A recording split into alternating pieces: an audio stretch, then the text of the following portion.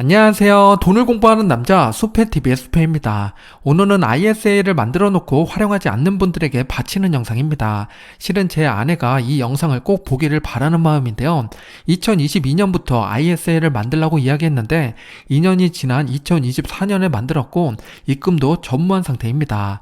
아내는 주로 해외 직투를 하고 있는데요. 이 영상을 보고 ISA의 필요성을 느끼길 바라봅니다. 그럼 바로 시작해 볼게요. ISA를 비롯해서 연금저축은 노후를 준비하는 최고의 절세계좌죠. 시간이란 무기를 최대로 활용할 수 있게 합니다. 모두가 알고 있는 사실인데 얼마나 큰 혜택인지 까먹는 경우가 많죠. 일반 계좌랑 비교해 보겠습니다. SK텔레콤과 S&P 500에 투자한다고 가정을 해볼게요. 우선 SK텔레콤은 국내 기업이죠. 일반 계좌랑 ISA 시세 차익으로 발생된 수익은 모두 다 세금이 없습니다. 아쉽게도 연금저축은 국내 기업을 투자할 수가 없고요. 일반 계좌랑 ISA 차이는 배당금에서 갈리게 됩니다. 원래 국내 배당의 경우 배당소득세 15.4%를 징수하게 되는데요. ISA로 투자하면 200만원 비과세 혜택 받고 세율도 9.9%로 내려가게 됩니다.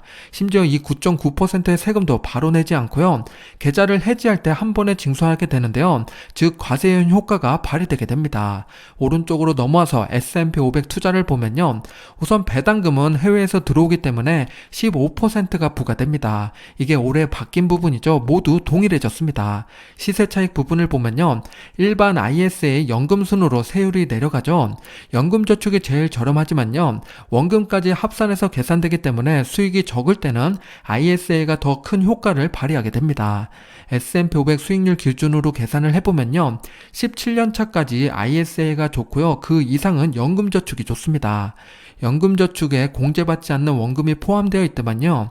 ISA만큼 연금저축도 중기투자의 매력이 커지게 됩니다. 그리고 ISA랑 연금저축 모두 다 과세현 효과가 있기 때문에 일반 계좌보다 훨씬 큰 혜택이 됩니다. 과세현이 얼마나 매력적인지 바로 뒤에서 실제 계산을 해보겠습니다. SK텔레콤에 5천만원을 투자하면요. 일반 계좌에서는 15.4%의 배당소득세가 징수되고 268만원을 받게 됩니다. ISA로 투자를 하면요. 317만원을 받게 되는데요. 1년에 49만원을 더 받게 되는 겁니다. 나중에 계좌를 해지할 때 세금을 내지만요. 계좌를 보유하고 있는 동안에는 세금까지 복리로 굴릴 수가 있습니다. 이 49만원을 S&P 500에 투자를 하면요. 5년 뒤에 402만원이 됩니다. 세금으로 돈을 굴려서 추가 수익을 만들어낸 건데요. 5년 뒤에 계좌를 해지할 때 내는 세금은 20만원 밖에 되지 않습니다. 200만원 비과세 혜택 받고 9.9%가 적용되기 때문이죠. 일반 계좌였다면 49만원씩 5년간 총 245만원의 배당세를 내야 됐는데요. 하지만 ISA로 투자하면요. 세금은 20만원 밖에 내지 않습니다. 추가로 수익으로 382만원이 더 생기게 되는 거죠. 지금 5년으로 계산해서 이 정도인데요. 10년, 20년 되면 훨씬 더 큰 금액 차이가 발생되게 됩니다. 결론적으로 말씀을 드리면요. 일반 계좌보다는 당연히 절세 계좌가 더 좋고요. 그 중에서도 ISA는 한국 고배당주랑 미국 성장 ETF에 투자 시 효과를 극대화할 수 있습니다. 연금저축의 경우에는 미국 지수 ETF를 통해서 20년 이상 장기 투자를 가져가는 게 좋고요. 비과세와 과세이연을 생각하고 절세 계좌를 활용하는 게 중요합니다. ISA와 연금저축을 비교하면 다음과 같습니다. 앞에서 설명드린 부분을 표로 정리한 거고요. 캡처하셔서 저장해 두시면 나중에 보기 편하실 겁니다. 추가로 직장인들은 연금저축 활용 시 600만원까지 세액공제가 되고요. 세율은 연금저축이 더 저렴하지만 55세까지 돈이 묶인다는 단점이 있습니다. 정말 빼지 않을 수 있는 돈으로 운영하는 게 좋습니다. 절세계좌는 혜택이 좋다 보니까 목돈을 넣어놓는 분들도 많은데요. 1년에 넣을 수 있는 한도 금액이 설정되어 있습니다. ISA는 2천만원, 연금저축은 1,800만원까지고요. 원로 환산하면 ISA는 167만원 정도 되고 연금저축은 150만원입니다. 5년간 투자하면 ISA는 1억원 최대 한도를 채우게 되고요. 연금저축은 9천만원을 모을 수 있게 됩니다. 여기서 한 가지 궁금한 게 생기는데요. 두 개의 계좌를 장기로 보유하면 어떻게 될까요? 누가 더 혜택이 클까요? 한번 계산해 보겠습니다. ISA와 연금저축 둘 다 1억 원을 투자했다고 가정해 볼게요. 계산 편의를 위해서 1억 원의 수익이 발생됐다고 보면요. 세금을 비교해 봤습니다. ISA는 970만 원, 연금저축은 1100만 원을 내게 되는데요. 연금저축이 더 많은 세금을 내게 되죠. 연금저축은 한 번에 찾을 수 없지만 쉽게 비교하기 위해서 계산했습니다. 이러면 ISA가 더 좋은 거 아니냐 생각하실 수가 있는데요. 수익이 1억 원이 아니라 2억 원이면 어떻게 될까요? 그랬을 때 세금을 보면요. ISA는 1960만원, 연금저축은 1650만원입니다. 연금저축이 310만원 세금을 더 절약할 수 있게 되죠. 앞에서 잠깐 이야기 드렸듯이요. 시간이 오래되고 수익이 커질수록 연금저축이 더 절세 효과가 커지는 구조입니다. 그럼 여기서 한 가지 투자 아이디어를 생각해 볼 수 있는데요. ISA로 5년 투자하고 연금저축으로 넘기면 그 자산이 계속 불어나는 속도가 커지고 절세 효과도 커지겠죠. 그 방식으로 계산해 보겠습니다. 5년만 투자하고 노후 준비를 끝내는 방법을 소개드려 볼게요. 우선 5년간은 최대한 열심히 투자를 해야겠죠. ISA랑 연금저축 한도 금액까지 가득 채웁니다. 그럼 5년 뒤에 계좌를 원금을 보게 되면요. ISA는 1억 원, 연금저축은 9천만 원이 생기게 됩니다. 여기서 ISA 1억 원은 연금저축으로 넘겨서 함께 굴리는 방법인데요. 이때부터 추가 투자자금 없이 목돈을 굴리는 구조로 가져갑니다. 그랬을 때 10년차, 15년차, 20년차 각각 돈이 얼마나 생기고 배당금은 얼마나 받게 되는지 계산해 보겠습니다. 금액을 알아야 언제부터 인출할지 결정할 수 있으니까요. 지금부터 시뮬레이션을 돌려보겠습니다. 구독과 좋아요 눌러주셨죠? 영상을 만드는데 큰 힘이 됩니다. 시뮬레이션을 돌리려면 종목부터 선정해야 수익률과 배당률이 나오게 되는데요. 저라면 ISA 투자로 해외 성장과 국내 배당을 절반씩 투자할 겁니다. 앞에서 말씀드렸듯이 이 두 가지가 졸세 효과가 크거든요. 보기 중에서 예시를 골라보면요. 해외 성장으로는 나스닥 100, 국내 고배당 기업으로는 현대차를 선택해 보겠습니다. 현대차의 배당 내역을 보면요. 조금 들쑥날쑥하지만 나름 우상향을 그려왔죠. 현재 배당률을 보면 5.62%입니다. 우리는 배당률 높아야 혜택이 커지기 때문에 본주가 아니라 우선주를 선택할 건데요. 그럼 배당률이 7.22%까지 올라가게 됩니다. ISA 계좌에 투자하는 종목으로 나스닥 100이랑 현대차 EUB를 선택했습니다.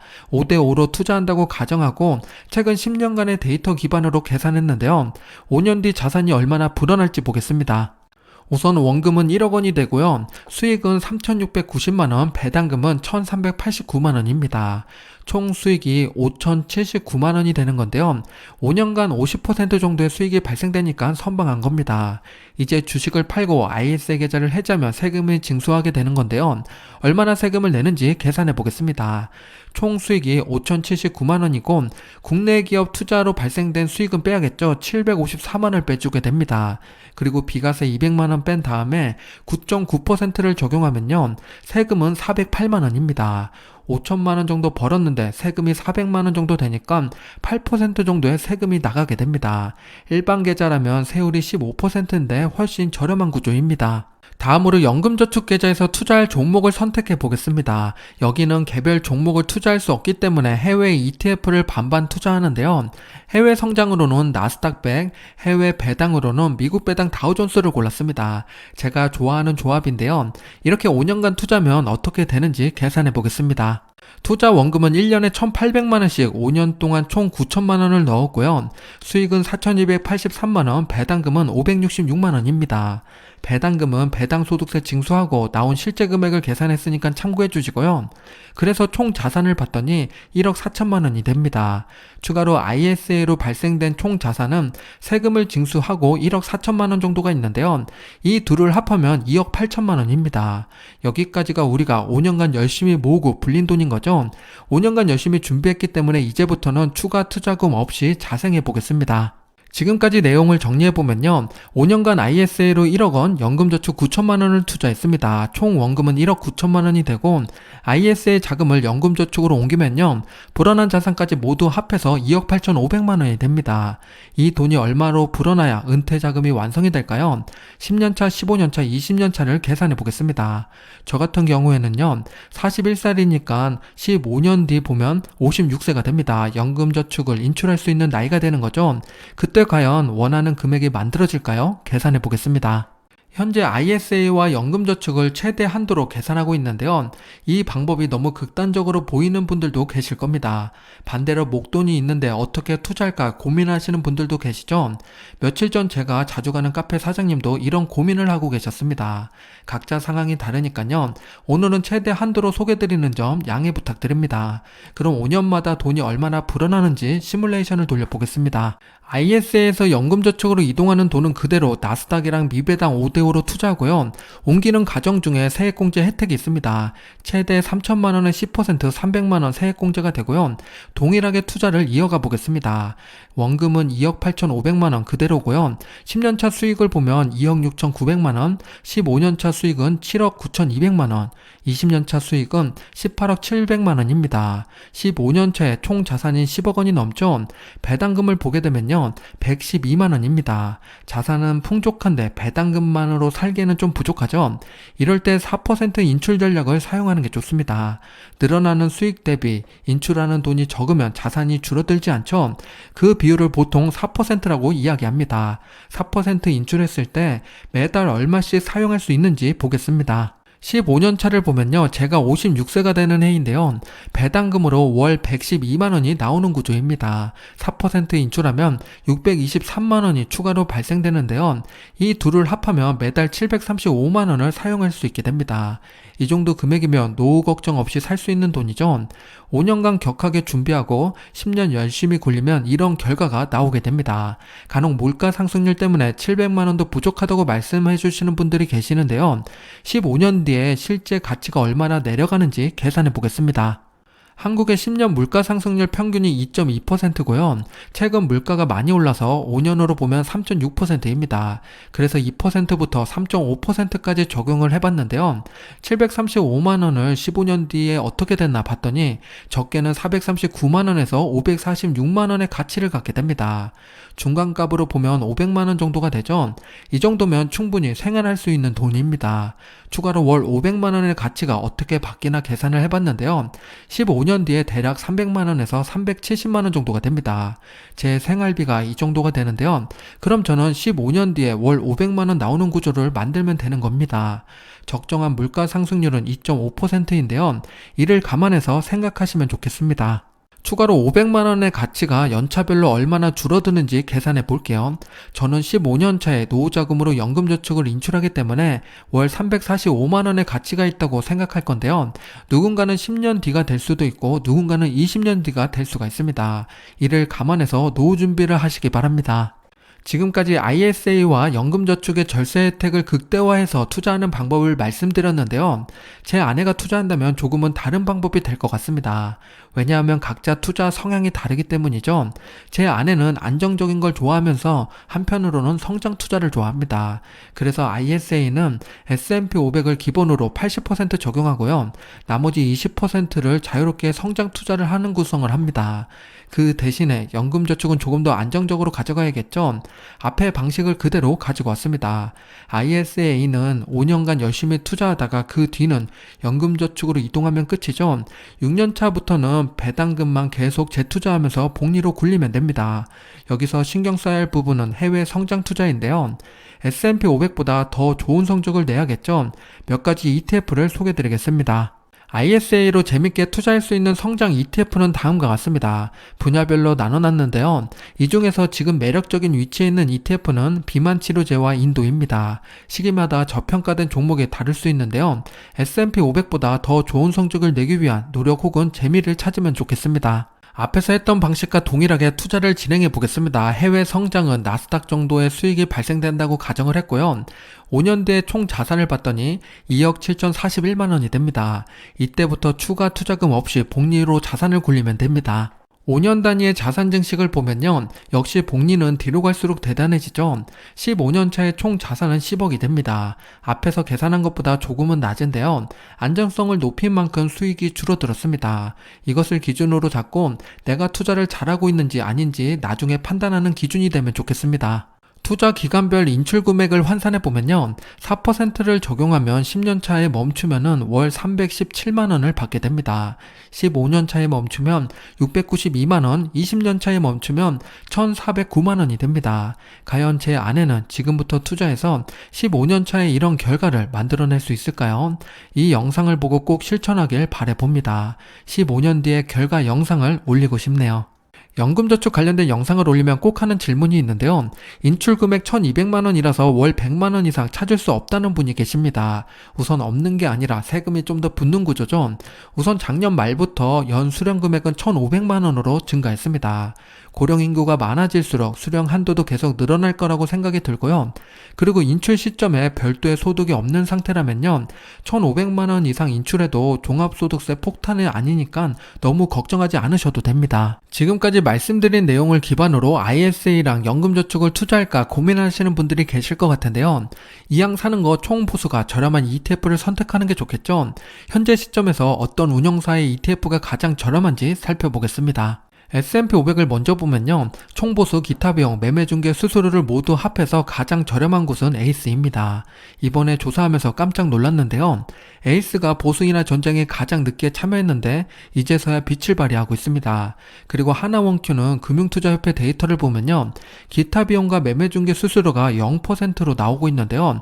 뭔가 잘못된 게 아닌가 싶어서 제외했으니까 참고해 주시기 바랍니다. 에이스가 갑자기 얼마나 저렴해졌는지 표를 보면요. 오른쪽을 보면 3월에는 0.18%였는데 지금은 0.1%가 됐습니다.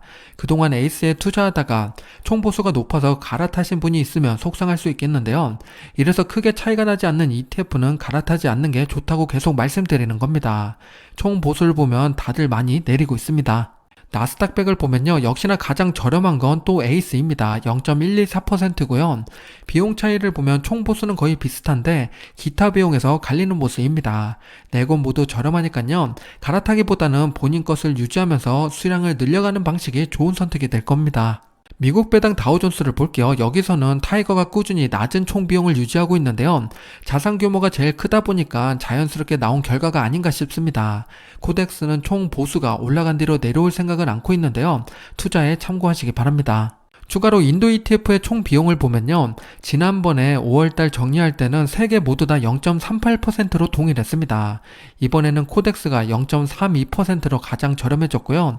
지금 인도 ETF에 투자한다면 코덱스가 가장 좋은 선택이 됩니다. 총 비용을 정리해서 말씀드리면요. 지금 투자를 시작한다면 S&P 500과 나스닥100은 에이스가 가장 저렴하고요. 미국 배당 다우존스는 타이거, 인도는 코덱스입니다. 총 비용은 매달 바뀌기 때문에 투자 시점을 꼭 다시 한번 확인하고 투자하시기 바랍니다. 다른 영상보다 ISA와 연금저축 영상은 질문이 많은 편인데요. 오늘도 영상을 보면서 궁금하신 내용이 있을 것 같습니다. 그동안 많이 질문 주셨던 내용 중에서 3개를 뽑아서 먼저 답변 드려 볼게요. 혹시 더 궁금한 게 있으시면 댓글로 답변을 드릴 테니까요. 언제든 편하게 물어봐 주시면 됩니다. 정말 많이 묻는 3개의 질문을 먼저 답변 드려 볼게요. 첫 번째 질문은요. S&P 500이나 나스닥100으로 30년간 성장 투자하다가 SCHAD로 갈아타도 되나요? 입니다. 이와 비슷한 질문 정말 많이 주시는데요. 이건 정답이 있는 게 아니라 투자 성향에 따라서 갈리는 부분입니다. 예시를 들어서 말씀드릴 테니까요. 내게 맞는 투자 방법이 뭔지 생각해 보시면 좋겠습니다. S&P 500에 50만원씩 30년을 투자하면요. 총 자산은 15억 원이 됩니다. 꽤 많죠? 이 돈을 이제 미배당에 투자하게 되면요. 그때 투자 시점에 배당률이 적용되기 때문에요. 지금 시점으로 보면 3.75%입니다. 그럼 월 배당금이 401만 원인데요. 이런 경우라면 굳이 미배당에 투자하실 필요는 없는 것 같습니다. 이미 30년간 자산을 불렸다면요. 연령이 60대 전후가 될 것 같은데요. 이때는 복리로 자산을 더 굴리는 게 아니라 인출 전략이 필요한 시기입니다. 그럼 고배당 종목에 투자해서 현금 흐름을 발생시키는 게 더 좋겠죠? 지금 SK텔레콤에 투자하면 분기 배당이지만 월로 환산해 보면요. 678만 원을 받을 수가 있습니다.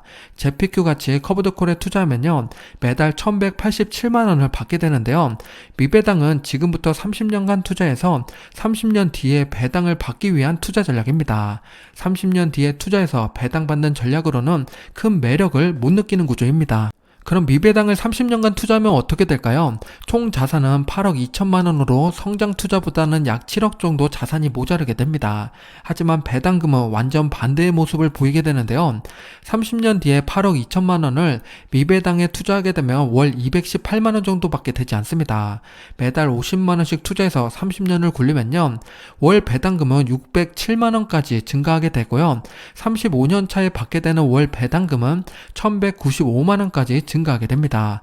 이게 복리의 마법인 거죠. 커브드콜보다 더 배당금이 많아지게 됩니다. 35년간 투자했기 때문에 얻을 수 있는 혜택인 거죠. 즉 30년 뒤에 미배당에 투자하는 게 아니라 30년 동안 투자해야 얻을 수 있는 열매입니다. 두 번째 질문은요. ISA 3년에서 5년마다 매도하고 재가입을 하는 게 나을까요? 입니다. 이것도 많이 문의 주시는 내용인데요. 실제로 한번 계산해 볼게요. IS의 최소 투자 기간은 3년이죠. 그럼 3년마다 해지하게 되면 얻게 되는 혜택은 200만 원의 비과세입니다. 9.9%의 저율과세는 똑같죠. 12년간 투자를 한다고 가정을 해보면요. 200만 원씩 비과세 혜택을 4번이나 받을 수 있습니다. 즉 1200만 원의 비과세 혜택을 챙길 수 있게 되고요. 5년마다 계좌를 해지하고 다시 만들게 되면요. 2번의 비과세 혜택을 받게 되겠죠. 400만 원의 혜택이 있습니다. 그리고 그냥 10년, 20년 계속 가져가게 되면요. 끝날 때 한 번 200만 원 혜택을 받게 됩니다. 결론적으로 보면요. 이론적으로는 당연히 3년마다 해지하고 다시 가입하는 게 좋습니다. 그런데 3년마다 모든 종목을 매도하고 다시 매수하게 되는 건 쉬운 선택이 아닌 거죠. 총 자산은 똑같겠지만 그동안의 수익률이 0으로 바뀌기 때문입니다. 투자하는 재미와 동기가 사라지게 되는 경우도 생기게 되는데요. 그래서 이론도 중요하지만요. 해지 후 재가입해도 내가 재밌게 계속 투자할 수 있는지 생각해 보는 게 좋습니다. 추가로 금융소득 종합과세 대상자가 되면요. 다시 가입할 수 없으니까요. 해지하지 말고 끝까지 들고 가는 게 좋습니다. 마지막 세 번째 질문은요. 3년마다 해지 후 재가입해도 복리 효과가 유지되나요? 입니다. 앞의 질문의 연장선이라고 볼 수도 있는데요. 이건 절세계좌 아니어도 해외 직투할 때 비과세 때문에 익절하고 다시 매수할 때 질문을 많이 주시는 내용입니다. 조금 헷갈릴 수 있는 부분인데요. 예를 들어서 설명드려 보겠습니다. 5년 전에 만원 주고 A라는 주식을 매수했다고 가정해 보겠습니다. 배당금이 500원이어서 배당률이 5%였는데요. 5년 뒤에 주가를 봤더니 2만원이 됐습니다. 매출과 이익이 증가한 덕분에 배당금도 500원에서 1000원으로 올랐는데요. 지금 이 주식을 매수하면요. 2만원에 매수하고 1000원의 배당을 받게 됩니다. 배당률이 5%로 동일한데요.